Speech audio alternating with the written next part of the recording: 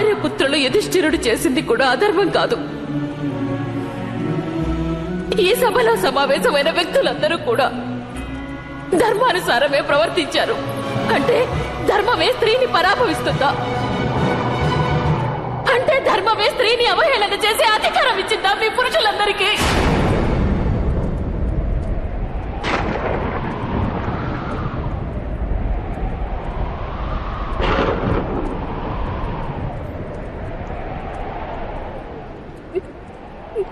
ఏం పాపం చేశాను నేను?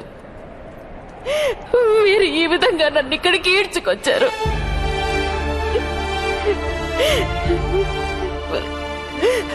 మీరందరూ మీ ధర్మాల గురించి సవ్యంగానే ఆలోచించారు.